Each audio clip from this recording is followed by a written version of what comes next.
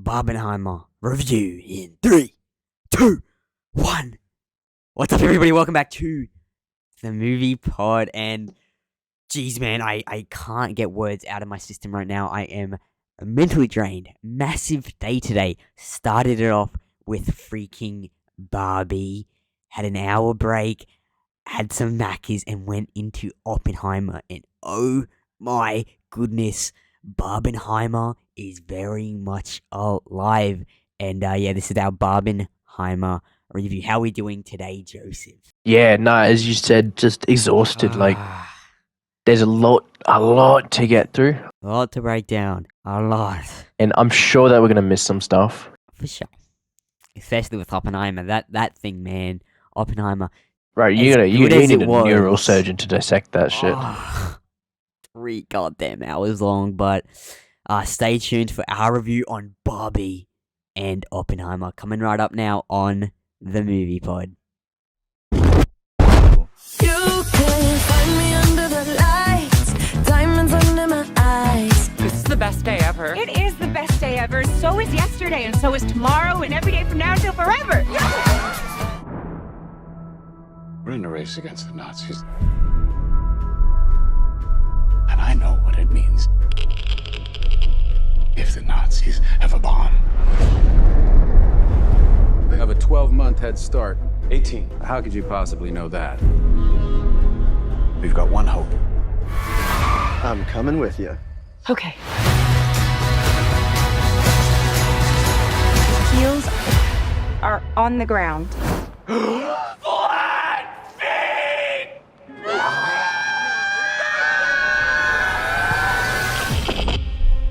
This is a national emergency.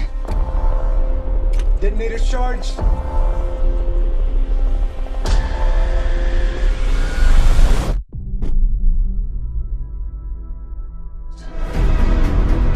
Why would we go to the middle of nowhere for who knows how long?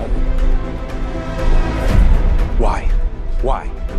How about because this is the most important thing to ever happen in the history of the world? closer, I am fine.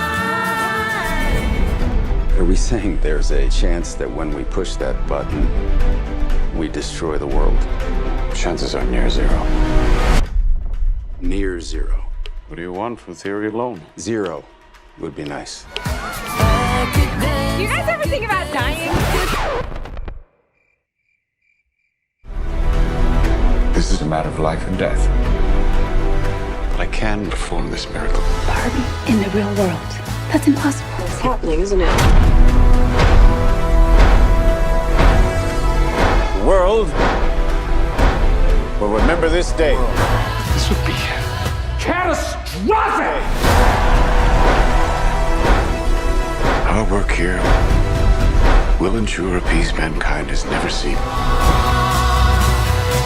Humans only have one ending. Get that Barbie! Until somebody builds a bigger one.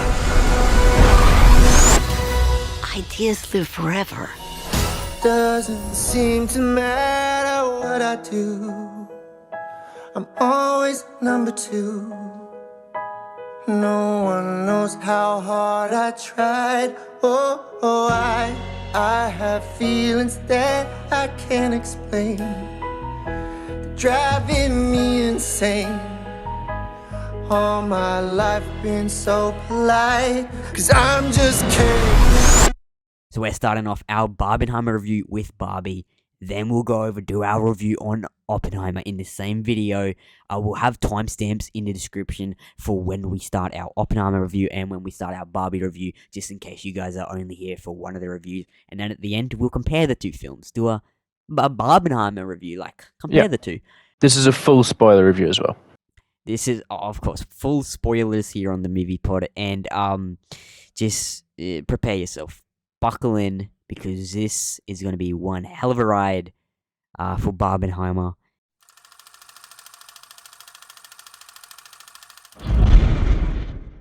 And we're kicking off with Barbie, a 2023 American fantasy comedy film directed by Greta Gerwig and written by her as well. It's based on the Barbie fashion dolls, and it's the first ever Barbie live action movie starring Margot Robbie as Barbie and Ryan Gosling as Ken. They're the two stars. And yeah, going into this, I was going in for the memes. It's Barbenheimer. I gotta go see Barbie, then we go see Oppenheimer. That's the big craze going on. I wasn't particularly excited to go watch Barbie, but gotta go watch Barbie. And oh my god, I genuinely am happy I saw that movie. It was fun. Yep. We've got a lot to say. It was fun for the most part. Those last 30 minutes though, ugh. Yeah, it was a little rough. Something I did want to point out quickly. One of our coworkers pointed out, we put Barbie in our hype tier list at the start of the year. We put Barbie in our not watching. Yeah, I know. And here we are doing a freaking Barbie. And here we are. Movies we put in S. Movies we put in A. We haven't even seen Across the Spider-Verse. Yeah, no, I have no excuse there.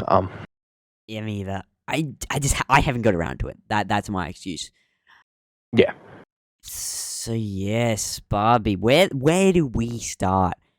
Barbie. I walked into that packed cinema, every single seat filled. Packed. I'll tell you that. Genuinely packed. This is the worst freaking time to work. We are working. We work at a cinema. We are working through history right now. In 50 years' time, people are going to look back on this historical event, and we can say we worked at a movie theater through Barbenheimer. Oh my god. Also, I want to note out, I ordered a Barbenheimer shirt. Barbie and Oppenheimer shirt. It arrives tomorrow. Mm-hmm. Freaking ridiculous. Of course. I see the movie today. I do the Barbenheimer review today, and my shirt decides to arrive tomorrow. Thanks a lot, Etsy. We got to get well, we should have gotten just a cheap suit and tie from Salvos or something like $35, like dog shit. It's probably got pesticides. Yeah, obviously Barbie packed full to the brim. To the brim. I kind of didn't have any expectations for it, to be honest. I didn't. It was so different to what I thought Barbie was going to be. It was so different. I did not picture it to be like that. I genuinely enjoyed the film for the most part. It was entertaining. It was very entertaining, I must say. So different to what I thought it was going to be. I did not expect it to be like that. I genuinely enjoyed Barbie.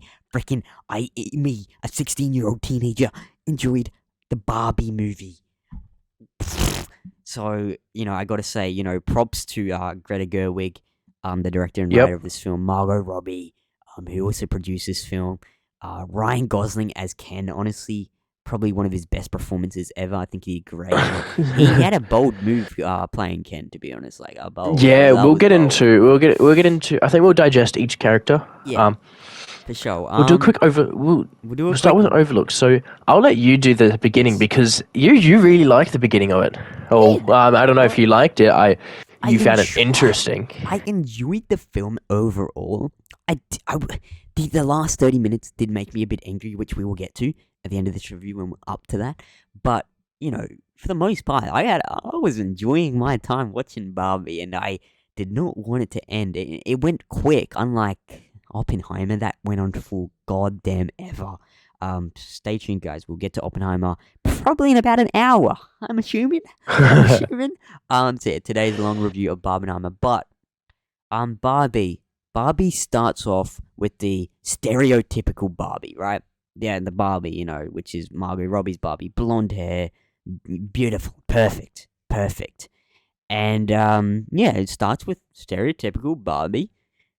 Because they're all named Barbie or Ken, we will refer to Margot Robbie's Barbie as the stereotypical Barbie because she's the perfect one. Or just Margot. Margot, yeah. I'll end up just calling her Margot a lot. Margot Robbie's Barbie, the stereotypical Barbie, and a wide range of fellow Barbies all reside in Barbie Land. Now, a really opposite of patriarchal society where all women are self-confident, self-sufficient, and just all successful, while their Ken counterparts, the male versions of the Barbies, are really spending their days trying to engage with the Barbies with, activities at the beach. We know Ken works at the beach. Well, And he refers works to at the beach. He at doesn't the do beach. anything else. Yeah, he does beach. Yeah. He's Beach. Beach Ken, who is Barbie's boyfriend, right? Ken and Barbie are together. Yep. And he's only happy when he's with Barbie. And he wants a closer relationship with her. You know, he wants to go to her house, he wants to spend time with her, he tries kissing her. But, you know, Margot Robbie's Barbie really just says, Ain't there for ain't there it. for him. Gives him a pat on the head, a cookie, and makes him go away. Yeah. Poor Ken, man. Poor Ken. Ken. I did like the starts of the sequence. You know, it was a bit strange. It was not what it was strange. You know, wakes up. It was. All the Barbies wake up. Hi, Barbie. Them saying hi, Barbie, to each other was kind of really get into my head. Yeah. We just spoke about this before. Something that I kind of like surprised me. They kind of broke the fourth wall a little bit. They did in Barbie a few world. times. It's a bit. They understand that they're Barbies. Yes, and that there's a real world out there. Yeah, exactly. They have a narrator who's singing, who I thought was Lizzo. Sounds like Lizzo. I could be wrong. Okay, the narrator was Helen Mirren, Deckard Shaw's mother in Fast. Oh, that's Helen great. Mirren. That's great. She was the narrator throughout the film. Yeah. So, like, for instance, it's at the starting scene, Barbie like floats down, and she's like, "Because we can do whatever we want," and it's like, okay, sure, that's cool. There's no like. It's everything you see in the trailer as well. She goes through her first date, whatever. You see a little bit of everybody. Yeah, as you said, the Barbie world is kind of it's run by the Barbies. It's run by the by the Barbies, the women. Yeah. You know, you got the Barbies, as you said, they know they're in Barbie land. They know they're separate from reality, and they think they influence reality, and they think, you know, women are very powerful and rule everything. And, well, it all starts here during a dance party. Barbie, the stereotypical Barbie, Margot Robbie's Barbie, is suddenly struck with worries about death and all this. And she says during the dance party, "Is anyone else thinking of death?" And then everyone freezes and just looks at her, because all the Barbies are happy, and especially all the Barbies are happy and love life, right? So they all freeze and look at her, and she's like, and then she says something like, "Death about dancing" or something, and that's where Dying to dance. Dying to dance, and this is where it starts. The next day, the Barbie wakes up, and she doesn't feel quite right. She's not up and at him. She's not really happy and all that. She doesn't really have a good morning. She says hi to her fellow Barbies. She looks a wreck. She goes to have her shower, and her water is very cold or hot or something. And then her milk is expired. Not going well for Barbie. You know, she's no longer able to complete her usual literal NPC routine. And then she discovers her feet have gone flat. And now this was very strange. Weird Barbie. She goes to visit this weird Barbie, right? Weird Barbie is basically a Barbie who has been trashed by the person that plays with them. They use that term a lot. Plays with them is a bit funny. So Weird Barbie is kind of like the doctor you go to if you got some problems, but you know, people think she's a bit weird. So Barbie goes to Weird Barbie and speaks to her. She's like, "Why are my feet not flat?" And Weird Barbie explains to her that the person playing with her is something's happened to her. She's not happy anymore, and then the death comes into it. And so Weird Barbie sets Barbie out on an adventure to the real world, and she doesn't want to go. Right? She doesn't want to go. Now this was funny. They pulled out a map of the real world. And so they had, you know, the United States, Africa, Asia, whatnot. And then they had Australia, right? They had Australia on the map. But they had the word Australia upside down because Australia is upside down on the globe, you know? It was a bit funny. Yeah, we're the land down under. Yeah, we're the land down under. So they had Australia spelled upside down, which was a bit of a laugh. And I must say, the comedy in Barbie was genuinely funny. Like, it was good comedy. I It actually was. thought it was a good, funny comedy. So yeah, I like that. Barbie sets off to the real world, and Ryan Gosling's Ken sneaks into Barbie's car. As he obviously wants to be closer to her, and they end up in reality, right? They're at Venice Beach roller skating, and everyone's whistling at them, looking at them, and it's a bit funny. But yeah, that was the first bit. We get introduced to Barbie world. I thought the production design of Barbie Land was very phenomenal. It was very good. Obviously, it doesn't look real because it's not. It's Barbie Land, and when they're traveling to reality, the different they go over a beach, they go over like snow, waves, and all that. It was pretty cool production design. Obviously, it's not meant to look real. And yeah, they end up at Venice Beach, and the pair Yep, of course. multiple antics and end up getting arrested. Yeah. And now the word gets out to the CEO of Mattel, who is played by Will Ferrell, and Mattel's the company that own Barbie, that create Barbies and Kens and whatnot. And so once the CEO of Mattel finds out that there's a Barbie and a Ken on the loose, he orders them to be captured. However, obviously Barbie's in the real world because she wants to find her owner, the person that plays with her, who's a teen girl named Sasha. And basically Sasha's growing up. She doesn't play with her Barbies much, and as we learn later in the film, her mum got her Barbies out again and started playing with them. It's a bit strange, but bear with me. And so that's why Barbie started getting thoughts of death and all that, because, well, that's what thoughts the person who was playing her had. Yeah. So this is something else that we've learned is you only get treated as well as the person who's playing with your Barbie gets is. And we learned that Sasha's mum. Yeah. It's not that far ahead actually. We learned that Sasha's mum is actually the one who's been playing with Barbie. Yeah. It's only a little bit of a weird concept, but yeah. It's fine. We learn that she's all sad and depressed. We learn later on why. From here, we kind of get a car chase.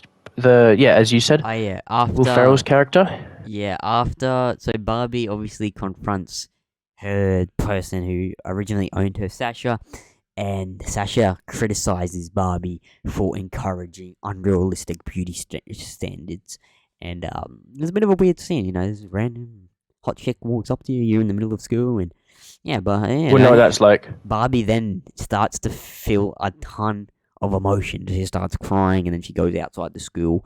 Ken's having a blast, by the way. Ken's in the library getting all these books. Ken's having a blast in the real world. And remember this for later. This is where it kind of gets a little political, hey? Yes. So, Ken goes for a walk. He finds some cool guys who went to the gym, who jacked. He finds guys on horses, and he he goes to the library while she's confronting Sasha, and he learns about patriarchy. Yeah. Remember that? Yeah. This is where the movie gets a little political. It's where it gets a little funky.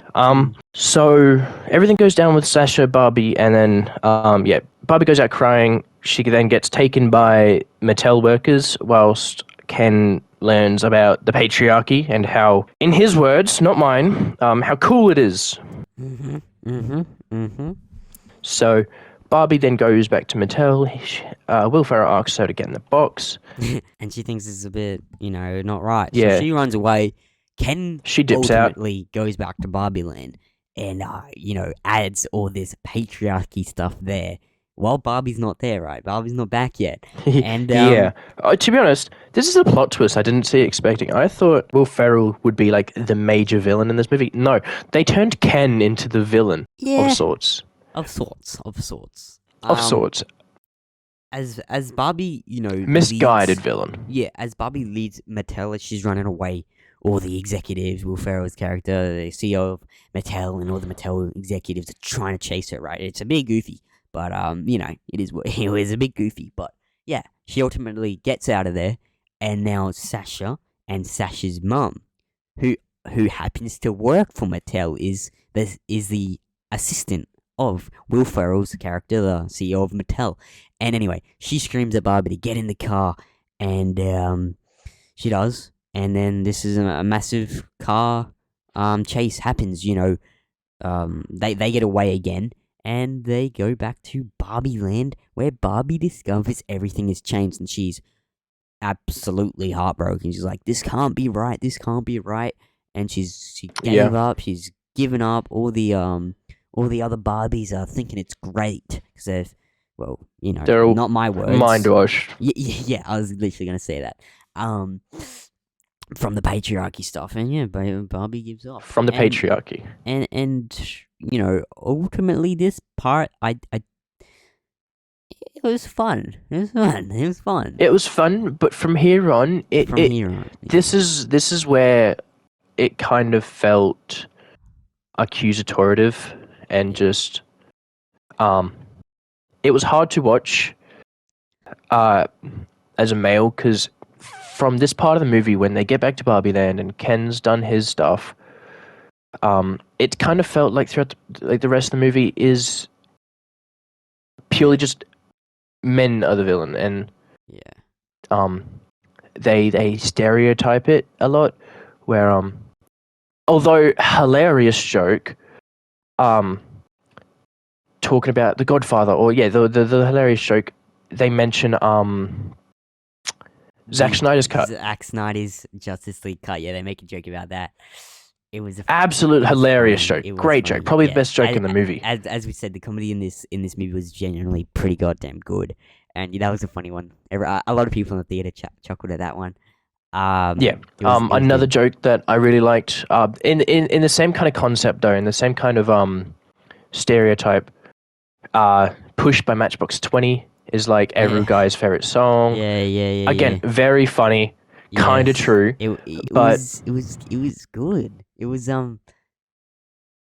it felt like the movie was ending up being for everybody until Ken learns about the patriarchal system, and he finally, because he lives in Barbie Land, the males aren't, the Kens aren't, important. It's all about the Barbies. So they're not appreciated. When he learns about it, when he learns about it in the real world, he feels important and accepted for the first time. Now, I'm pretty sure what they were trying to convey here is literally the opposite in the real world. Like, from Barbie Land is the complete opposite Barbie Land in the is real the world, which is not. They will get into this in a second. Later in the review, but at the end, Barbie has a speech about how important it is to be a woman, and that made me so goddamn angry at the thing, wasn't it Sasha's mum?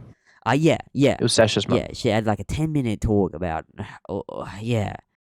everything that goes wrong with women, and they don't blame men for everything. No, but don't get me wrong. I will say this. Not everything was men's fault in this speech, but a lot of it was. And I felt, although some of it is just, and it does happen, I don't think it happens as much as what it makes out to be. Like, don't get me wrong, it happens. Yeah. And a lot of getting gender equality is getting touched not for that bad anymore. Whatever. It wasn't a lot of it's. It's hard to say without sounding like either of us are taking a side. Yeah. But yes, we are accepting that these things happen in society. We are confirming that we don't agree with them. Yeah. But the way that this movie portrayed it is that it's all men. Yeah. That it's every man is the problem. It happens to every single woman. Yeah. And in her speech, she goes on about I think it was the narrator. Someone says at the end that Barbie, once they're all happy, now we'll jump in a bit here, but once they're all happy again and everything, someone says that the Kens will one day rise up and be as equal as the Barbies in Barbie Land. Kind of like in reality, the women have. Yeah, right, so the phrase was... Obviously men had more power than women. Obviously back. Now, it's pretty much equal, and they kind of said that, which it made me more acceptance of it, because, I do think men and women are very equal now. I do think men had a lot more power back a way ago. Yeah, and no, so that's same with undeniable. Barbieland, and it's just the opposite. The women have all the power now, and then in centuries to come, the Kens will rise up and equal it out. But it was a really political movie done in Barbie style. It really was. It was basically trying to convey a political message about the uprising of women becoming equal to men, but they did it in a fun way with Barbie. What it felt like, it wasn't Barbie's it wasn't them portraying equality, it was them trying to portray women being superior to men. Yes, That was the difference. Feminism for hundreds of years has been equality. Yeah. This kind of influenced and tried to push superiority. We'll finish the plot and then we'll get into more of that. So as Ken arrives back to Barbieland right here, he persuades all the other Kens into taking over, and the Barbies are subjected into submissive roles such as maids, housewives, and agreeable girlfriends. And finally, Barbie arrives back and tries to convince Ken and all the other Barbies to return to the way things were, only to be rebuffed. And so she becomes all depressed. But Sasha's mother, which I believe her name was Gloria, she inspires her with a speech about the problems of being a woman, with the encouragement of Sasha, Gloria, Weird Barbie, Alan, who has a fun little thing in... Alan's great! We love Alan. So Alan was like a one-off Barbie doll, right? Who was like the best friend of Ken. And yeah, he was in the film. He was, And there was a bunch of other discontinued Barbies, like a pregnant Barbie and all this. And yeah, the Barbies try to free themselves from the Kens. They manipulate themselves to fight amongst themselves, allowing the Barbies to regain their power, and prevents all the Kens from altering the Barbie land constitution to ensure males being superior isn't a thing in Barbie Land, which, the way they did it, the way they made men look dumb. No, it wasn't men being superior, it was men being equal. Yeah. This is the problem. Yeah. They say at the end of it, the boys were like, can we still be in the Supreme Court? And they're like, no. Yeah. Exactly. And then the phrase at the end that you were talking about was, one day, men will have as much as what women men will have as much in Barbie Land as what women have in real world do. I posted this meme onto our movie pod Instagram story. I'll chuck it up on screen now. I'll show you guys, and it's basically the Barbie movie summed up, and it's got a shot from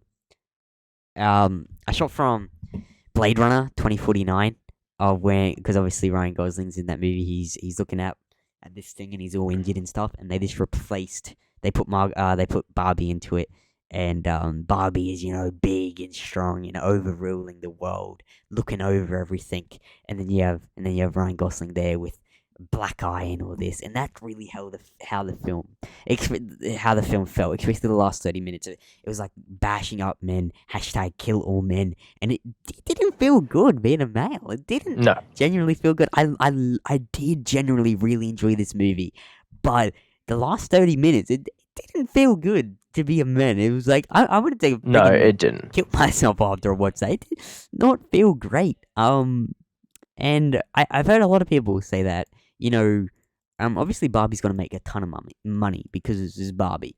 And it's good it's a good movie. Generally, I do rate it quite high. We'll get to our rating at the end, but I'm not surprised that I don't want to call it woke, but it is.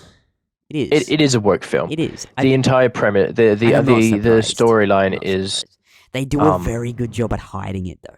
Like, you watch that as a... No, they don't. Not to us. They do at the start. Yeah, at the start they do. Not to us, but I feel like just being like a female watching that, you're gonna... and then it encourages all the other freaking females go on to #kill all man, and it didn't feel good. It didn't feel good. And that was disappointing.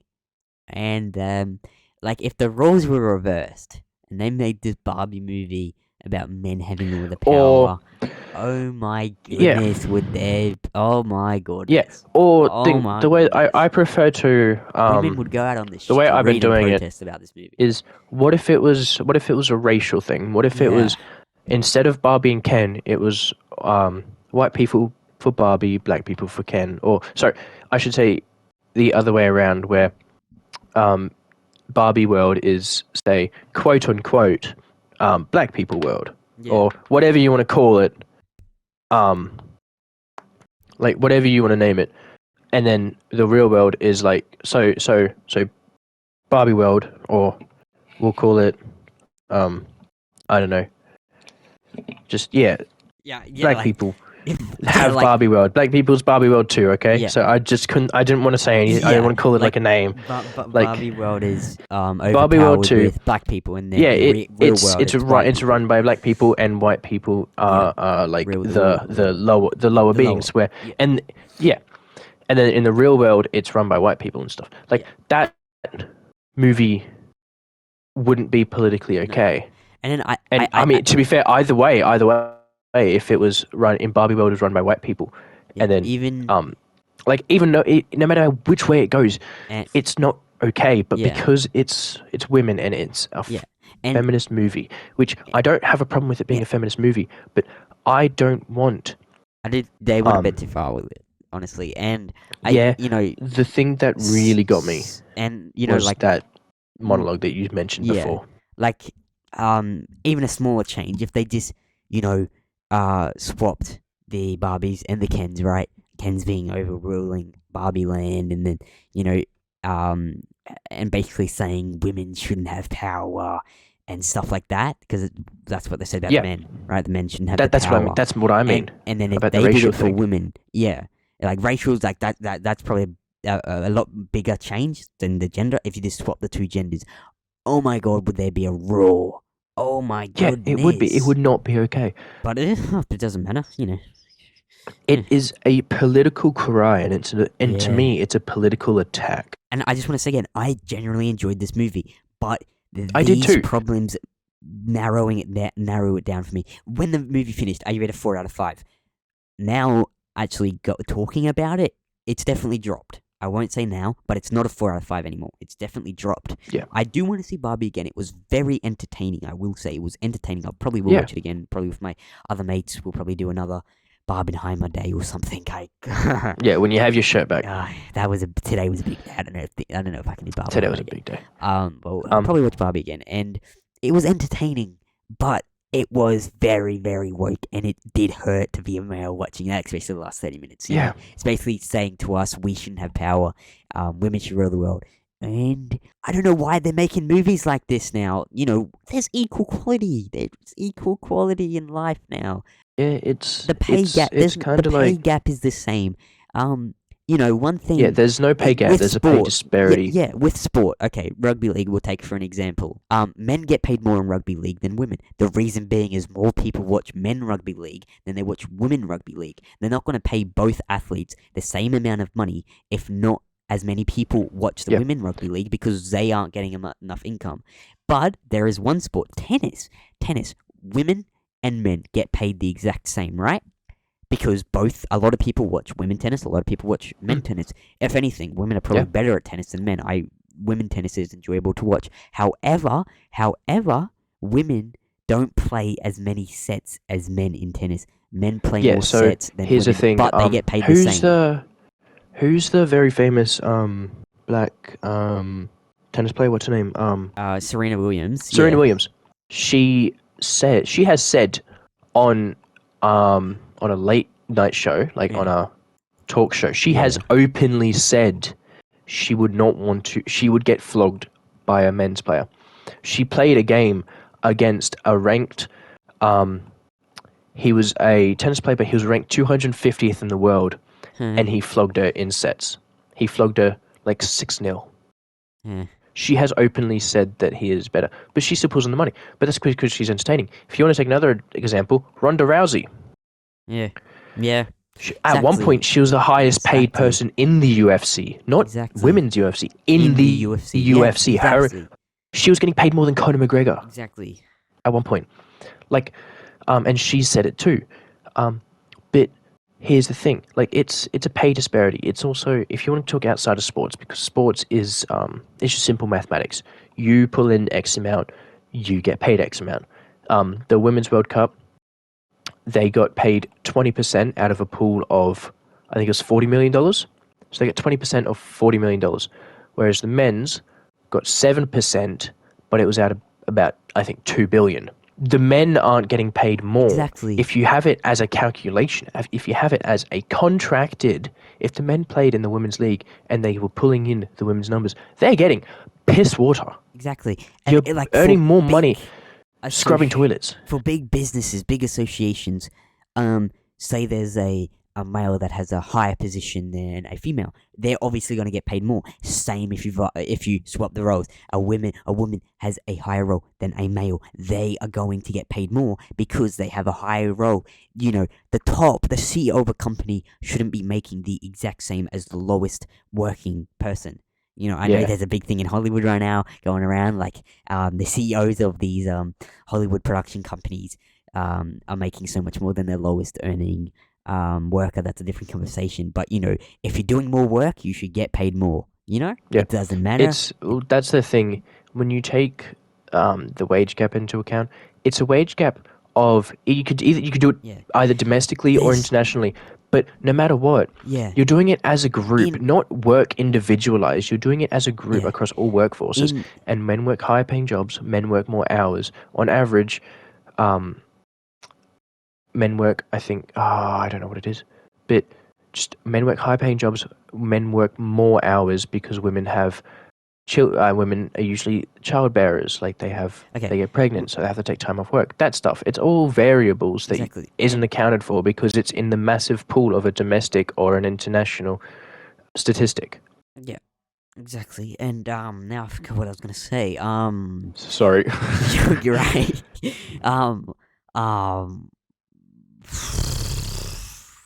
Yeah, like men and women, if they work the same job, they're not getting paid different. They get paid the same if they're doing the same amount of hours. They're working the same. So the fact that a movie like this exists, at least, this is what I was going to say.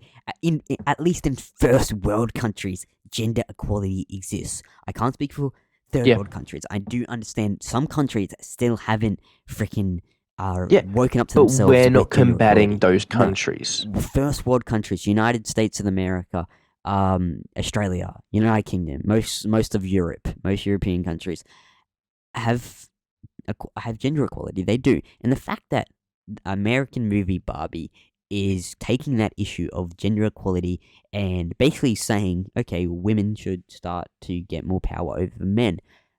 Even it out. It's because equal. Whoever's better, if he's better at it, then he should be doing it. If she's better at it, then she should be doing it. But no, here's the thing. It's not who's better. It's not who's better. It's the fact that if you look at things like policing, I think it's 1% of women choose to be in the police force. And same with in the military is the exact same. Construction. Yeah. Of late, a lot you know more, they had. A lot more women have been. There is. Yeah, but tell me, do you know a woman who wants to go work in the mines? No. Do you know a woman who wants to go join the Marines? No. Like. Yeah. And those are the high paying jobs. Like, yes, they choose nursing. That's high paying. No, there are very few male nurses. Exactly what I was about to say. Like, and it's being a nurse and being a doctor are two different things. You have to do separate degrees. You cannot be a nurse and become a doctor. No. And you don't have to be and things like that. It's also a choice, and a choice that they don't make. It's because if you look up the statistic of teachers, majority of teachers are women. As I said, social workers, nurses, caring jobs. That's where women choose. But those are usually the lower paying jobs. And it was disappointing that but I honestly, going into Barbie, I didn't know Barbie was a totally different movie to what I expected it to be. It was disappointing that it was. It did try to promote those political issues. But we did go into a lot of depth about political issues and how bad that was. I think it was a shame Barbie did. I did enjoy it. It was entertaining. If you look at it as the entertaining part, it was. But then you look at it as this political factors, it is disappointing, especially being a male. Even I can't speak for what females think about it, but I'm sure they probably there'd be a large majority that agree with it and a large majority that don't agree with it. Like females from my work, I was talking to them about it, and then they thought it was stupid as well. They mostly agreed with what we were saying, and I just on the most part, in 21st century when gender equality mostly exists in first world countries, and this is obviously a first world film or like made in a first world country. They shouldn't be tackling this anymore, man. It's a Western film. Yeah. It was fun. It was entertaining. It's going to break numbers. It's probably going to be the highest grossing film of 2020. Well, this is where like the first half of the movie was great, but it diverted to send a message and not be entertaining. Yeah. And if you've watched us for a while, we would prefer you, no matter this isn't specifically for this message, but any message in general, don't cover your movie with political messages. It will just ruin the movie. Exactly. It will just ruin the show. It doesn't matter what it is. Yeah. We've said this with everything. Yeah, we have. And unfortunately, I feel like Barbie's going to struggle from this. I feel like Barbie's ratings will drop because of this. The ratings right now are very strong. 90% critic score, 300 reviews. 90% audience score, 2,500 reviews. And that's strong, 90%. But that is good. I think the entertainment of this film makes people overlook how political it really is. It genuinely... I feel like if you're a female watching that, you're not going to really realize the political stuff they are doing. I think because we are males, they tried to make us look like really bad and hashtag. It's also trying to It's trying to. Dude, it's trying to. This is the reason why I'm not like I couldn't give it this high of a rating. Is because it sided. Yeah. It took a side. It was depressing. And that I feel like you can't do. No. If you took a side of this is where we're getting at before. If you took a side in a movie like this, and if it was for just the white male, how dare you? Yeah, exactly. And again, I agree with what was trying to be said, and in some cases, that it was, yes, girls do get catcalled, and yes, girls do have high expectations. But it blew it out of the water, and it went from bringing attention to then trying to turn them against us. Yeah, exactly. It was instead of bringing attention to, it was creating an enemy. And that monologue, we both talked about it. How would you feel if you're a young girl going into watching Barbie, because you love Barbie dolls, and then this 10-minute monologue being told that the rest of your life you will have all of these issues you're gonna have to go through? Yeah. Who's gonna? What's she gonna ask her mum on the way home? Yeah. Genuinely. Like, how are you gonna put a message into? I understand preparing a kid, but not terrifying a kid. Yeah. It wasn't good. Like, it wasn't good. It should have. I say this for everything. Nothing. I hate it when entertainment sources go into politics like this. It just ruins it, man. Because this was an entertaining film, and it was. And obviously, I believe every single movie, every single piece of media, every single piece of art has a message to it. But I think every piece of media, every piece of art should stay away from political. It's kind of like, because it just stirs the plot, and it does more bad than good. It does. See, this goes from, you said an artwork, and it kind of like made me think. this is a movie. Think of another inspiring movie that has underlying issues. I can't think of any off the top of my head right now. Black Panther. Yeah. Right? I've always said Black Panther is driven. It's not overtaken by African American issues. It's driven by it, Yeah. which makes the movie good. Yeah. I'm talking about the first one. It's driven by it. Yeah. Yeah. It doesn't overtake it, and Yeah. it doesn't ruin the movie because. So think of an artwork. Just think of any random piece. Just think of like the Mona Lisa, right? Yeah. Black Panther is the Mona Lisa. Just think of it like that. Yeah. It's not. Barbie is the Mona Lisa with writing all over it saying Yes. men are terrible. Yeah. Yeah. Yeah. Yes. Exactly. That Exactly. is my perfect analogy of it. Exactly. No, that's a good analogy. Exactly. And It ruins the artwork that it could have been. Yep. Yep. And I think obviously this movie's doing great at the box office. It made $150 million. Oh yeah, it's going to. So far, it's been out for 2 days in America, right? It's already made $150 million, and it's a shame that they used this opportunity to push out this political meaning that genuinely I don't think should be pushed out. There's so many more issues out in the world right now that if they want to do something political, gender equality is not something that should be it. I generally don't. I generally think gender equality is obviously the best it's ever been, but gender equality exists. I really think it's 50-50. I do. There's a lot of people that are like male dominant jobs, and then there's a lot of female dominant jobs. That's just how the world works. And it's not gender equality; it's on gender equity. Barbie literally didn't even show equality. Barbie literally one-sided with females. It didn't. It But also then again, stereotyped. If we again, as we said earlier, if they one-sided with men and said women should have no power, oh my God, God forbid, God forbid. Yeah. Genuinely, I hope they go out and make a Ken movie and they make all men good and make women look bad. I guarantee you the reviews will not have 90% Rotten Tomatoes. I guarantee you that. And the movie won't go to people cinemas. would go off. If I haven't seen anything about the Barbie being all political with making men look bad. But if it was making women look bad, oh my God, news articles would be on it. Newspapers, everything, and they wouldn't be get like, released. Oh, dude, oh my goodness.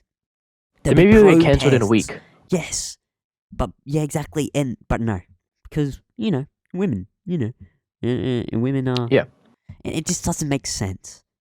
Men have And more power. again- Do they really? Do they really have more power?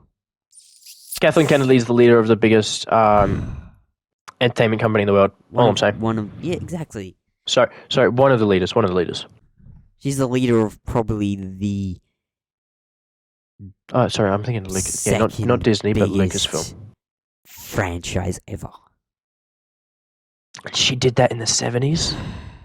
Sorry, the late 70s. She did it in the 80s. We do acknowledge that there is issues, and we do acknowledge that there has been issues throughout history. Yeah, throughout history, of course. As I said at the start, that long ago, men did have so much more power over women. But in 2023, it is mostly pretty fair in first world countries. Yeah, and I feel like attacking people who are trying to work with you and trying to I really feel. I don't know a guy our age. Sorry, I don't know a guy our age plus 40 years that wouldn't agree. Yeah. In women equality. Yeah. Sure, you'll get your great granddad who was like, well, Yeah. but like They grew up anybody in a totally different our time. age. Yeah, exactly. And I really there's feel nobody for, our age trying to do that. Yeah. And if they were, it's not their fault. They were brought up in a poor I was environment. just about to say that. Yeah. There's no one going out of their way to be like ill. No. Yeah. It's not something that happens as much as what it's said to. And like, yeah, I understand why Greta put all the stuff in, and again, Margot, we know She was a producer on the film. Yeah, I like Margot Robbie. She's Australian. I really like probably my favorite actress at the moment. I do like Margot Robbie. she's my favorite Australian actress. Yeah, she's probably my favorite. She might be my favorite actress. She's up there for mine, and I should be in the top 5. I really feel for Ryan Gosling. He took on this. He took on this role. He obviously would have got a massive payday, right? But dude, like he's the face of men getting just beat down and men are worthless. See, I kind of want to see how much. I'm kind of curious to see how much he got paid, considering, like, if you look at the screen times, I want to say that they're considerably close, within a 20-minute range. I do think this was one of Ryan Gosling's best performances. I haven't seen many of his films, but I've been hearing a lot of people are saying this is one of his best performances. I think he did great. I think Ryan Gosling did probably one of the best parts of the film. Him and Margot Robbie. Yeah, of course. They are the stars of the show. So I think Weird Barbie is really good too.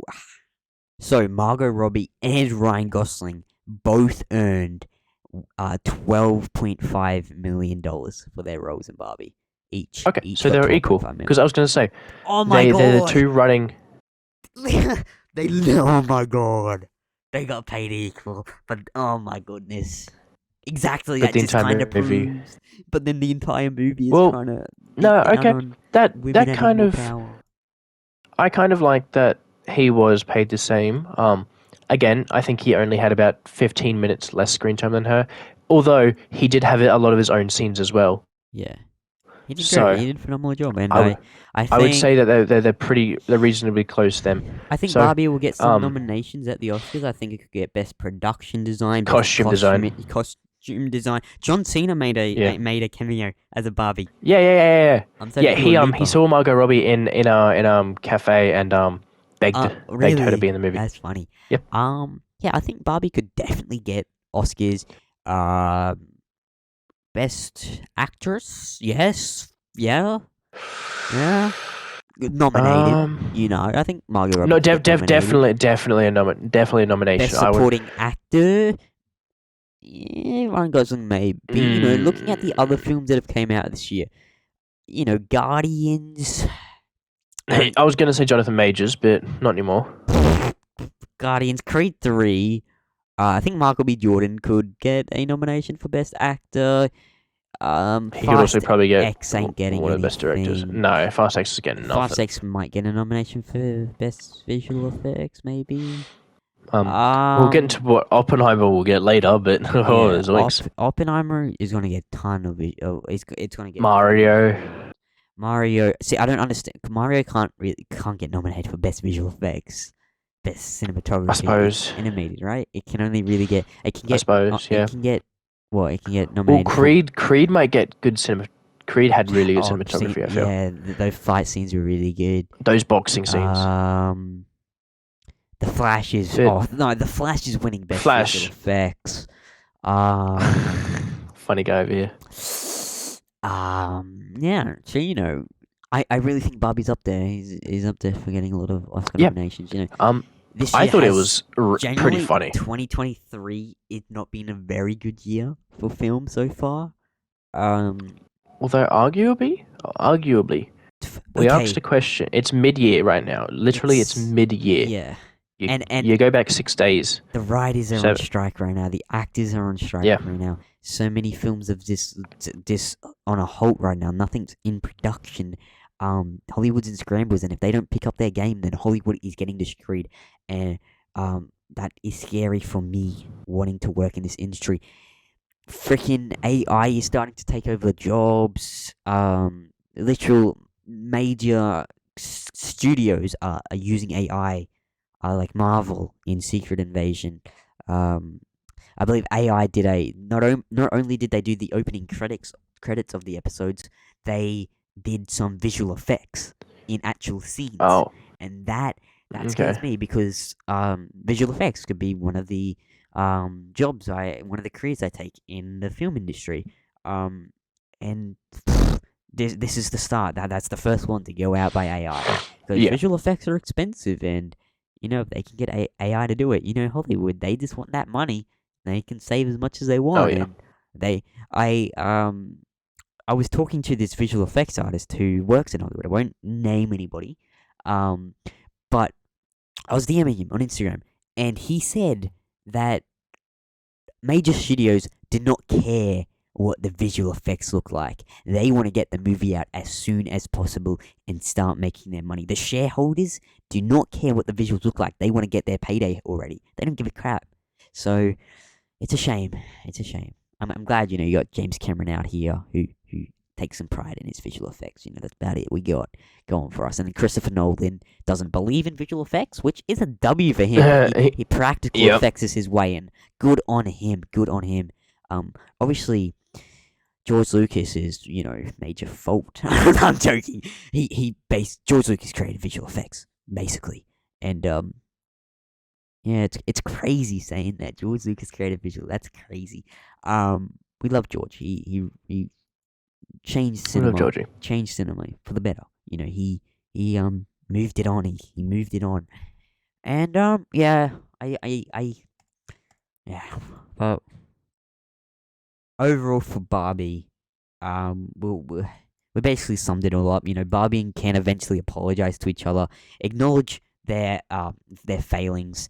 Ken bemoans that he has no identity or purpose without Barbie, which, jeez, man, imagine like saying that in real life. Oh, I'm no one without this particular person. I have no purpose. I'm just the the tag along, the 2-in-1, Yeah. 2-in-1, and yeah, Barbie encourages Ken to find some sort of like some sort of identity, and Barbie eventually decides to become a human, and she returns to this was goofy. She returns to the real world to be a human just because she thinks it's a lot better for herself to feel emotion in that. And yeah, she gets her new name, Barbara Handler, which is the actual name of the person, of the daughter of the daughter of the creator of the Barbie dolls. His name was Barbara, apparently, I believe. And Yeah. yeah, yeah, yeah. That was yeah. It's a bit. The ending was just the last 30 minutes of Barbie was, I've said it already, but just really like, Yeah. what's happened? It was. What's happened? It was just like it peaked, bro. It was good, and then went it from a funny, lighthearted, fun kids movie to a full-fledged catapult. yeah. But I'm the marketing for Barbie was incredible. One of the best marketed movies It was. in history. I generally gonna say, and I would give Barbie I gave it a 4 out of 5 after watching it straight away. It was very entertaining, and I generally did really enjoy it. It's a shame they went with political stuff, but I really did enjoy it. But I said to Joseph, I probably will bump my rating down, and I do. It's 3.5. It's a solid 3.5. I think I would put it back up to 4 if they didn't make me want to kill myself after leaving the theater. Genuinely, Yeah, bro, it did that make you feel shit like the was enemy. Depressing. Like, okay, think like this. Oh my You're god. a 16-year-old. Oh my You god. haven't had enough interactions with females throughout your life. And yet, you have to come out of the movie feeling like this. Yeah. Like, Man, yeah. this is what I mean. It wasn't an acknowledgement of things that was wrong in the world. It was a full-fledged attack at every single guy. It was. And what would you give it out of 5? That is kind of... It's not a phrase, but it's like gender appropriation, I want to say. It might be a phrase, I could be wrong. But instead of cultural appropriation, it's gender appropriation. It's accusing an entire gender of something, It's even though it's the minority that do it. It's crazy. The film's already made its budget in 2 days, and it's gonna do numbers. What do you give it out of 5? I thought I was going to drop to a 3 after talking tonight, but as well. yeah, I thought I was going to drop it to a 3, but to be honest, it was funny. It was funny. It was funny. I did enjoy it. It was really good. lighthearted. It was entertaining. I would watch it again. I think I would watch it again. I would watch it again. I mean, to be fair, after watching Oppenheimer, it's going to be a lot easier to watch.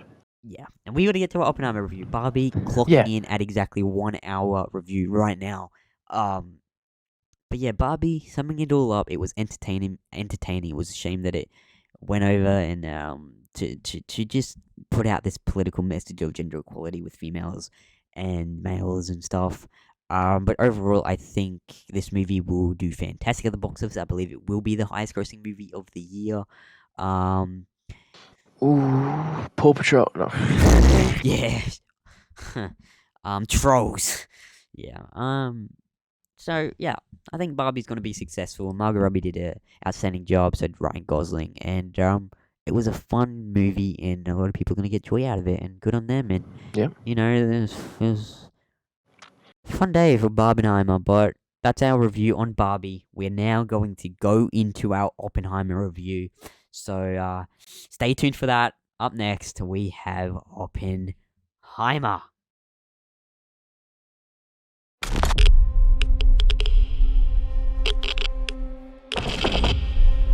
This is a national emergency.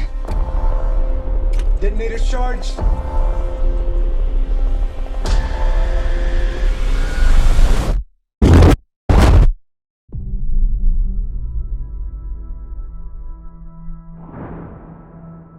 We're in a race against the Nazis. And I know what it means if the Nazis have a bomb. They have a 12-month head start.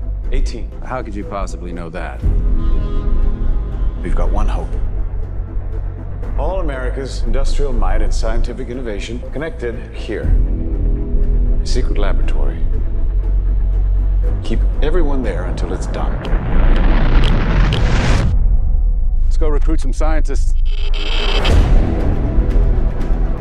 Build a town, build it fast. If we don't let scientists bring their families, we'll never get the best. Why would we go to the middle of nowhere for who knows how long? Why? Why? How about because this is the most important thing to ever happen in the history of the world? You're the great improviser, but this you can't do in your head. Are we saying there's a chance that when we push that button, we destroy the world? Chances are near zero. Near zero. What do you want from theory alone? 0 would be nice.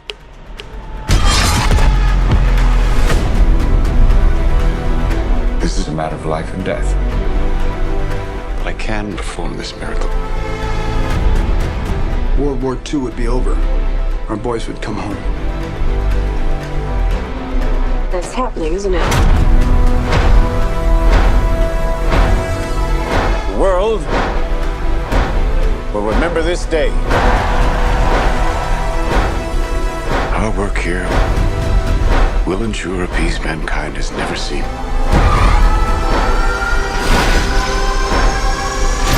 Until somebody builds a bigger one.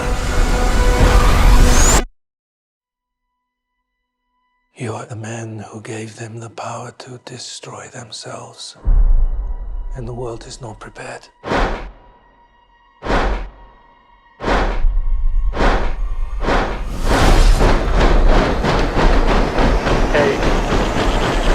7, 6, 5, 4, 3. Truman needs to know what's next. 2. What's next? 1. Are you ready for Oppenheimer? Oppenheimer is a 2023 epic biopic drama film written and directed by Christopher Nolan, shot in IMAX with IMAX cameras And oh my god, was it a beauty of a film. Clocking in at 3 hours long. It was a long bloody film, and I was sitting there wondering Long when film. the hell is this going to end? Not because it was bad, but because it was so mentally draining, man. My literal sanity was getting drained out of me like a freaking demon was taking it, man. Oh my god, that was hard. It was a great movie. It was a great movie. But it was long. It was confusing. It was slow. You gotta have patience. You gotta have patience watching that. You gotta have concentration. 3 hours long. I will be honest. I did not have focus on the movie the whole time. I did drift off a few times and just started thinking about someone else. Or I didn't shut my eyes at all. You really couldn't. It was freaking loud. You couldn't keep your eyes shut. But I did drift off. I did watch all the film. I didn't leave once. Joseph had a bathroom break. I didn't leave once, but I did drift off. It was a great film. I'll say this now. Barbie was more entertaining, but Oppenheimer was a better movie. And you gotta love Christopher Nolan. This one obviously. That's the best way to play it. It's so funny. Oppenheimer and Barbie are such different movies, and watching them back to back was insane. God, how different they are. It was insane. Oppenheimer's got a stacked cast with Cillian Murphy, Emily Blunt, Matt Damon, Robert Downey Jr., Florence Pugh, and a lot more. Okay. I got a question for you. What's your question? Audience, I am very excited, but we won't get to that yet. But how much more do you like Matt Damon? All I'm gonna say, don't say why. Just. And for you guys watching, it has nothing to do. I'm not asking this for Oppenheimer. I loved Matt Damon. How good is Matt Damon? I love Matt Damon. I've never not liked Matt Damon. Matt Damon is great. Yeah, but you like Matt Damon even more now. I do right? like Matt Damon even more, and we'll have. You guys will understand in a few days. I'm so excited. We got a review We got a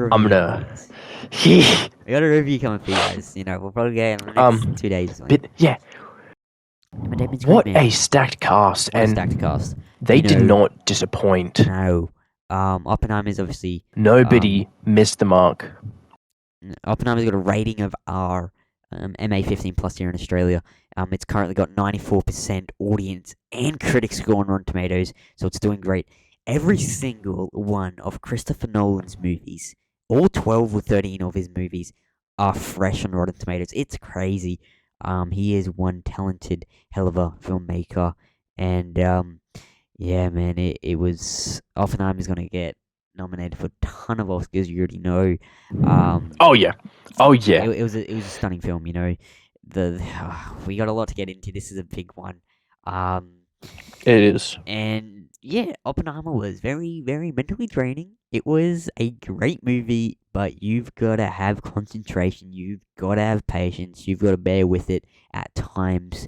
But it's, it's one of those movies. It's going to be like that. It's a biopic. It's going to be like that. And coming off a big, bright, fun movie like Barbie, going into a darker tone, Oppenheimer, literal scenes of black and white.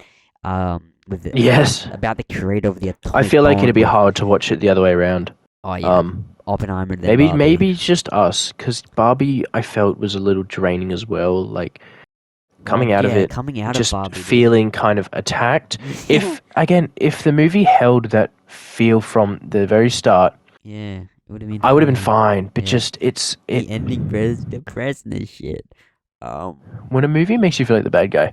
Yeah, It kind of ruins your day a little bit. The ending Then of Oppenheimer was cold. God, it was cold. And you know what's even funny? What? We won't actually. I'll just I'll remember to say it later, but we won't get to it. We'll do a recap of the movie, which is just kind of like it'll be just a history lesson. Literally, so strap in, lads. I don't even remember. It is Professor Joseph and Isaac. The pacing of this movie was crazy. You kept jumping forward and backward, present time. Like the scene at the end we see at the start, but we don't see the full thing till the end. It was a confusing, bloody film, but it was good, and it was I couldn't rewatch it tomorrow. I couldn't rewatch it next weekend. I couldn't rewatch it in the near future. Just how much it sucked out my sanity. It was just so damn long. But it was good. I'm not denying that it was a phenomenal film. But Joseph, give us the history lesson on J. Robert Oppenheimer. Okay, so J. Robert Oppenheimer has his brother. I already forgot his name. Frank. Yeah, him and his brother Frank. At the start of the movie, we learn. So it's kind of hard to run through the movie because there's so much time jumps. I know, yeah. Like, there's no way we can do like a plot recap going. The entire premise of the movie is Oppenheimer is kind of getting ridiculed. Yeah. For the creation of the atomic bomb or the Manhattan Project, and throughout the movie, it is a recap and a time lapse of everything that happens. Mm-hmm. So we go from our little introduction of Oppenheimer, learning who he is, what he's about. We learn he's a theoretical physicist who gets approached by... So Oppenheimer is played by Cillian Murphy, who is a fantastic actor. You know, he's just kind of like... He only just kind of up and coming. An Oscar yet, man. He's been in so many of Christopher Nolan's films. He was in Tenet, Oppenheimer. He was in Dark Knight trilogy. As Scarecrow. Yeah, Scarecrow. He's been in a lot. He hasn't won an Oscar yet, and hopefully this is his Oscar win. I think he did a phenomenal job. He did great. You know, who's going up against for Best Actor? Michael B. Jordan. Michael B. Jordan. I don't think any of the Guardians will. No. But would he get nominated for Best Actor or Best Supporting Actor? He'd get nominated, but I don't think he'd win it anyway. Yeah, but what would he get nominated for? Best Actor or Best Supporting Actor? Is he I'd say Margot Robbie's the lead. Yeah. It is I think Robert Downey Jr. could get nominated for Best Supporting one of the best supporting. We'll get to him. But so he gets approached. Cillian Murphy, Oppenheimer, gets approached by Matt Damon, the GOAT, who plays a general, a very untrusting general. Yes. If you want a better rundown, just again go to an actual YouTuber who studies. Screen Crush put out a breakdown of it. I do recommend you all go watch that. Screen Crush is great. We love Screen Crush. Do that. I'll probably end up watching that after this, to be honest. Yeah. So he gets approached to do the Manhattan Project. He's younger here. This is at the peak of the Second World War. Because America only joined the Second World War in 1944 because of Pearl Harbor. The Japanese invaded Pearl Harbor, and because the Japanese were allies with the Germans, part of the Axis forces. The Axis was Germans, Italians, and Japanese. The Japanese were just the Pacific fuckers. They hit us. They hit America. They hit other Asian countries. And so America got involved because of Japan bombing Pearl Harbor, even though they did it against Germany. And this was in 1944, so right at the end of this final year of the Second World War. And then, this was the start of the Manhattan Project. We get more time jumps. He has a romance, but I'll probably avoid a lot of that because it takes up about an hour of the movie. And it's really... he has his romance. It's a nice little romance. His ex-wife loves him, but then they get divorced because he cheated on her. He has the kid with another lady. His ex-wife then drowns herself in a bath. Was that it? Yeah. Yes, she suicide warning. Yeah. That was kind of the first hour of it. Was just going through all that, learning who he is, learning what he's about, learning about his history, his wife, his brother Frank. I understand that first hour had to be like that, but I really think if the first hour was a lot more fast-paced and a lot more like the what happened after the second act, if it was a lot more like that, I think I would have been able to focus on the movie more. But that first hour just completely drained me, and it set me up for failure. No, for the I next agree. 2 hours. I agree. Also, I do want to say, Albert freaking Einstein. Oh my god. Oh, Oh, my he's god! yeah. Who plays it? Who plays The him? guy who played Albert Einstein. Albert Einstein playing himself. Literally, no, he looked exactly like him. His name's Tom Conti. Okay. Yeah, he's don't know. Yeah. He's won a Tony. So He's won a Tony. Oh. Yeah. Best actor in a play in 1979. Oh my god, that was a long time ago. Oh. Yeah. And so, yeah. Then the second act is about the building of what's the place called? Anyway, the place that it's in. Can't think of the name. It's a Low Penenza or something like that. It was a Native American land that he wanted to give back to at the end of the movie, but Truman, the prick. So where was I? Yeah. So they start the construction of the town that the Manhattan Project was going to take place in.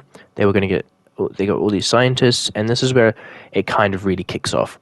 We learn about how it happens. So, I looked it up the other night because I was curious about it. It's a chain reaction. So they use uranium or U-235, 236. They use a specific uranium, and they use a specific plutonium. And these two elements, what they do is they create an explosion, and it creates. So it's a neuron firing into another neuron. No, not a neuron. Help me here, buddy. What? I was reading something.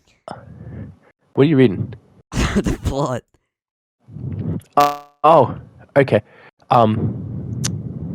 What is it? It's Newton. Newton. There's isotopes, and then there's. Okay. Anyway, it's just energy that hits one another, and it carries through, and it creates an explosion. Science. I'm a historian, not a scientist. No. Yeah. And then so they go through that. They learn it. They talk about the hydrogen bomb, or the H bomb, as you want to call it. Is it hydrogen? What is it? Is it? Literally, hydrogen bomb. Yeah. Yeah. The creation of the hydrogen bomb. So they discuss that, but they don't use the hydrogen bomb. They use the atomic bomb. Yeah. The hydrogen bomb was first used, I think, in like 1954 in like some random place in like the ocean. That was the first hydrogen bomb. So they learn about the atomic bomb, and they're doing testing for years. It's still for months. Sorry, it's still no. I stand corrected. They started the Manhattan Project in 1942. Yeah. And they used it in 1945. 1945 is when the Second World War ended. In Japan, a few months before that, in I think May or June, Hitler shot himself in the face hole. Yeah. Whilst the Soviets rushed B and just rush B. Yeah. The Soviets stopped Hitler, but the Japanese wouldn't stop because honor, I suppose. And so, as the general put it, Matt Damon put it, we drop one bomb to show them what we can do. We drop another bomb to show them that we can keep doing it. Yeah. And so we don't see the explosions, but they test for a while, and then finally, at the end of the third act, we see the success of the atomic bomb. God. When they were leading up to detonating that scene. Oh my god, they were leading up to that for so goddamn long. Like, come on, freaking go off. They did. And it does. It is dead silent. The explosion goes dead silent. He's breathing. You can hear Oppenheimer's breathing. You can hear it. The cinema is dead silent. Everyone is literally except for that to the screen. baby crying. I know. You bring the baby in Oppenheimer, man. Get out of here. And oh my god. Son. We wait. It's silent. It's silent for about like a minute and a half, 2 minutes. The explosion's going off. And then we get hit with it. Kaboom! Oh my god, I was ready. We see the explosion. Ready. We see the mushroom cloud. We're seeing all this. It's close-ups of the explosion. It's Cillian Murphy's face. He's talking about. He uses the quote of. No. He uses the quote. What is he? Freaking bomb. What's the quote that he says? It's something like, I don't remember what anyone says in that movie, man. Oh no, it was like I am not death, but Gonna tell you, mate. But when that explosion goes off, it it was nice. The time jumping has really got what got me confused in the yeah. movie. I must say. So he says this whilst the explosion is going off. Now I am become death, the destroyer of worlds. He says that while all this is going off, and then he finishes, and it's just breathing, and then boom. The writing of that scene, the directing of that scene, the effects of that scene, the acting that of might that be scene, one of the best cinematography scenes I've ever of seen. That scene. Everything for it, the cinematography, the directing, the writing, the acting, the effects, was the sound design. Oh my god, so many potential. That might be one of the Oscar-winning best shot categories. scenes I've ever watched. Oh, it was incredible. Scenes, like Watch individual that scenes. in a It movie was theater was crazy. There was nothing. It was just like him breathing, it was genuinely him reacting. It was a individually reacting to it. It was a cinematic experience, to say the least. It was. It was cool. And then we go through it a little bit more. That's the end of it, and then it cuts to I think a few months later, and they're hearing on the radio that they dropped the bomb in Hiroshima, and he Oh, so no, sorry. Before that, he meets with the general of war, or whatever they're called, the deputy of war of the nation, and he tries to talk them into showing the Japanese what they've got, but not using them because he understands how dangerous it is. Yeah. This is kind of where you start seeing him being he's kind of getting a not a story arc because it's a biopic, but he's showing concern. Yeah. And he's showing restraint.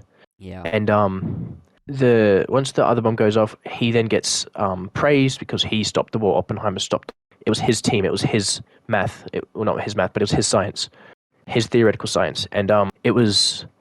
He then is getting like awarded for it, and he loses it. Yeah. He loses it. Yeah. Yeah. And it's again, it's such a well shot scene. Yeah. It was great. And then it does eventually now another time jump. Now this is the first time jump, we got in the movie. Oppenheimer starts to look freaking old. It's 1963 at this time, and Oppenheimer receives an award, a medal from the vice president at the time as a gesture of political political gratitude. And I'm pretty sure Einstein, his earlier conversation with Albert Einstein, revealed that this would happen, and because Einstein, he'd been through it all. He old at this point as well, a lot more older than Oppenheimer. Einstein's dead at this time, 1963. He's dead, but he's dead at this time, and it finally goes back, and we finally learn what Oppenheimer said to Einstein at the start of the movie, which made Einstein walk straight past Robert Downey Jr.'s character, and I feel weird calling it a Robert Downey Jr.'s character because he's not a character; he's playing a real person. And that's the ending was so you compare the ending of Barbie to the ending of Oppenheimer. Ending of Oppenheimer so goddamn cold. They go off. Where do they? He hops in this ship. And where does he go? I couldn't tell you. But it was just cold. It was generally cold.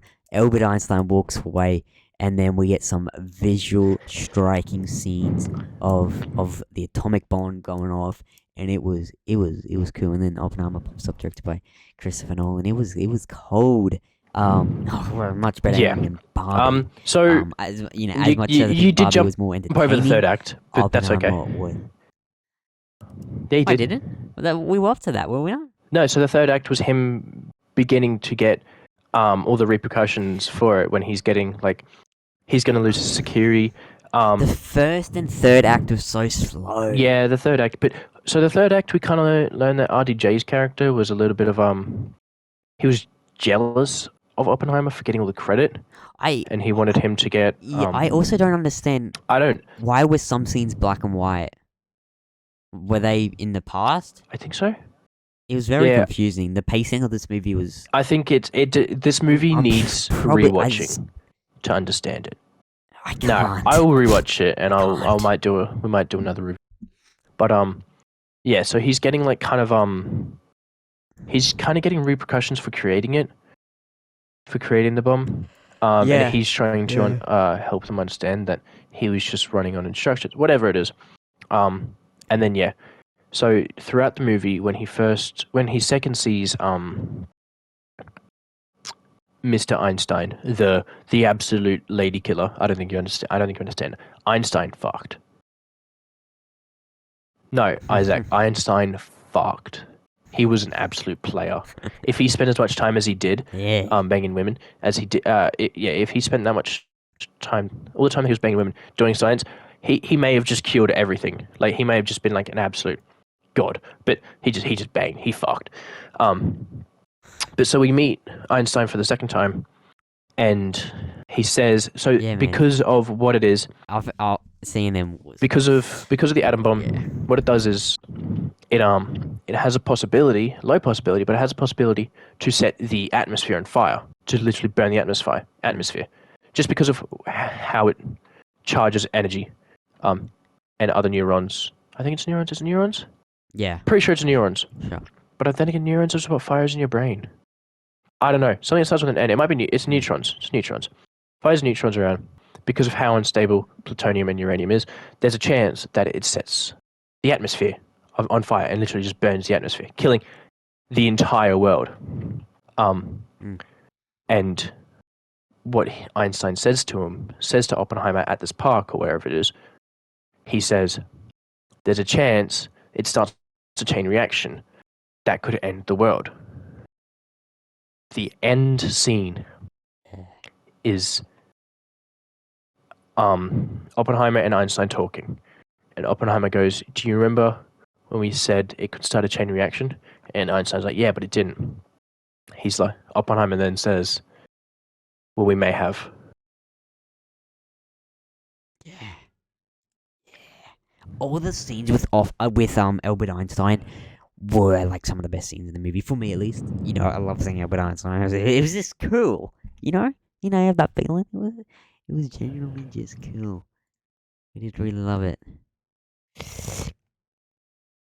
What? I can't see myself rewatching Oppenheimer in the near future. I just can't. It was very long, and I need to mentally prepare. I didn't mentally prepare myself for that, man. I come out of Barbie, man. We had Max, then we go into Oppenheimer, and sheesh. I think Oppenheimer deserves the praise it's getting. I think it deserves. It's making a ton of money. It's breaking a record for R-rated films. It's got 94% audience score, 94% critic score. It is doing great, and I 3 hours long, man. It was dreadful. It took my sanity out. Even just half an hour shorter. I did love it. But Christopher Nolan is also thorough. Again, but okay. Yeah, he is. He's so great. after that long ass recap and highly incorrect, that was all you, man. That was all your history lesson. Yes. And I had no part. Go watch Screen Rant. It's genuinely, guys, go watch Screen Rant and think. But giving the movie a review, I think looking at the filmmaking perspective of it, from the visuals to the cinematography, to the acting, to the directing, to the writing, it was all spot on, and all that was 10 out of 10s, 5 out of 5s, and overall, I give this movie a 4 out of 5. I do see a lot of people putting it like 4.5, but for me, it's a 4 out of 5. It was hard to get through. I think maybe on a different day, it would have been. It again, depends on the day you watch it and how you're feeling on that certain day. I just came out of Barbie, man, and Barbie made me feel like that, and so Oppenheimer was great, and I think a lot of people will agree with me that it's very hard to keep concentration on it. And, if you don't understand it, it's not. If you refuse to understand the movie, like if you refuse to pay attention to it, if you go on your phone, if you're in and out, you can't appreciate the movie. Yeah. And if you have a zero And- grasp of any kind of history, it also doesn't make sense. You're like, who's Albert Einstein? Yeah. Who did that? No. Like- nah. I just think the time jumps is really what Yeah. got me. The time jumps is the one big thing I really wish Nolan did differently. Put it in order for me, man. Put it in order for me. I know it does something special for like the present Yeah. time to then flashback. It creates this tension. It creates this I think they urge need to know to do what's that. about to happen because it's relating to the past. I And yeah, they definitely. But here's my reason why. Flashbacks is a big Here's thing my reason in why. movies, and finish. it was just hard. It was hard. Yeah, I think what Christopher Nolan did, and I would do this too. It's actually really smart. So flashbacks are good, yes, in a movie when it's to get that shock, to get that haha, he outplayed them kind of thing. Yeah. Whereas you can't do that with this because it's a historical reenactment. So what Christopher Nolan did to act some kind of to put in some kind of drama, to put in some kind of disparity to make it not so linear, which again I think it's a smart idea.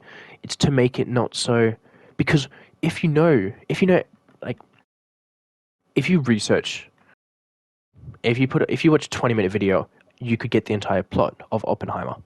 You could seriously, if you went on YouTube right now and looked up who was Oppenheimer, you get a 20-minute long spiel about his entire character, his entire bio.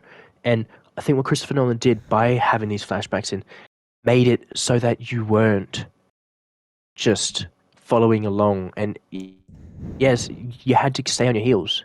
You had to pay attention, and I think it does the movie better because if you click off, you miss out. And when I rewatch it, I think I'll understand it a lot better. The first rewatch, I either love a movie or I for me hate. too. Whereas my second rewatch, I find where I really am. To be honest, I'll probably watch it better on a streaming service when I'm at home. I can pause it. I can relax. I don't have to me stay on edge. Too. With movies, I really honestly am starting to learn this of late, but I can't. I've been finding that difficult to just sit through a full movie. I watched The Dark Knight the other week. I had to pause it, get up and go do something, go get some food, come back and play it. It's really hard for me. To sit through that 3-hour movie was so difficult. But see, it's even harder for that. I like it.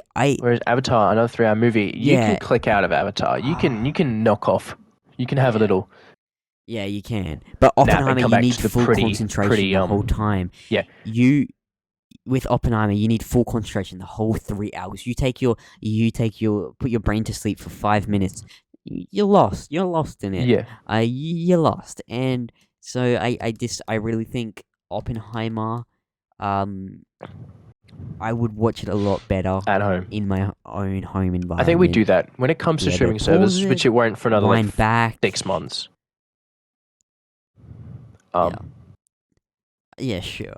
Because this review very scrambled. It is. But Oppenheimer, you can't blame it. It's gonna be like a lot of people. 3 goddamn hours about a historical biopic event. The atomic bomb is goddamn cool. Oppenheimer creating that thing. That was a badass scene of that thing going off. The silence. It was cool. It was cool. But the movie as a whole was pretty goddamn hard to get through. I do think this was a better movie than Barbie. Barbie was definitely a lot more entertaining. Oppenheimer is a better movie, a better cinematic experience. Something I wanted to point out. Barbenheimer This is what I wanted to point out at alive. the start of the episode, but I kind of forgot. Well, the start of the segment, I should say. I don't think you understand how important that last part is with Oppenheimer and Einstein. Debatably, End. Like I the don't end think you end. understand. Yeah, that was But sick. It's cold. Those. So, have you ever heard the phrase? I think I've told you it. War is the most. Throughout every war in history, technology has been advanced. And arguably, the creation of the atomic bomb could be the most influential and important creation in mankind history. Yeah, it's crazy. And those two men are there together. It's kind of like those big. two It's big, people bro. are debatably two of the most important people of history. Like Oppenheimer doesn't get it, Yeah. but Oppenheimer doesn't get the respect, and I would Yeah, never I have didn't put know him who up there Oppenheimer was either. before this I would have movie. said Tesla. I would have said Edison. I would have said like Newton. yeah, Washington, like somebody like that. But the creation of the nuclear bomb has literally changed the world, Yeah. and those two men In what way? in every In way, what way? in every single way, How are they? in the way that we use power, in the way that we like Yeah. Okay. literal just Make sure you war clarify that in for general people. as well. Like Yeah. sure, it doesn't have anything to do with our mobile phones. Well, it does because again, But it's also very dangerous. yeah, exactly. It changed the world. These two men changed the world, and a lot of people don't even realize by how much. I think we would have had another world war if it wasn't for the discovery of the nuclear bomb. I will say that with chest. The Cold War. Okay. The Cold War. Yeah. The Cold War would have happened. There would have been more deaths there if we didn't have nuclear bombs, because it was just a game of chicken. Who shoots the first nuke? That was what the Cold War was. Exactly. Like, it's so powerful, and it also creating new things like that. It creates a lot of things. Like the discovery of morphine in the First World War is like a medical revolution. So war changes, like war brings so much. What is it? What's the quote? War advances technology faster than anything has ever has. Any other timeline, any other point in time. But just those two men standing there at the end of the movie are some of the most influential men in human history. Yeah, it's crazy. And I think Cillian Murphy was He did so good. He might get best actor. He's going to get best He actor. apparently did so much research going into this role, and you got to. It's playing someone as complicated as J. Robert Oppenheimer. Somebody is brilliant, and as what they use the phrase in the movie. Yeah, he's brilliant. Yeah. His brilliance, brilliant. He is brilliant. I'm falling asleep here doing this. Man. It's nearly 11 p.m. Big day today, man. Big day. Barbenheimer. It was a successful day. I reckon. I did enjoy today watching both films. It was mentally draining. I got to get up for school tomorrow, man. And then the next day I've got to get up for school, and then the next day, and then the next day, and then the next day, and then I don't get my rest till Saturday. And geez, bro, my brain's gonna be blown out of the friggin' roof by the end of the week. But man, Barbenheimer was historical event, man, and we work in a cinema through Barbenheimer. As I said, Barbie definitely a lot more entertaining, but Oppenheimer definitely a much better movie, a better film. I like using the phrase film. A lot better film overall. I think Barbie had great effects, and it was actually very well good. It was made very well done, but Oppenheimer was a much better cinematic event, and I give it a 4 out of 5.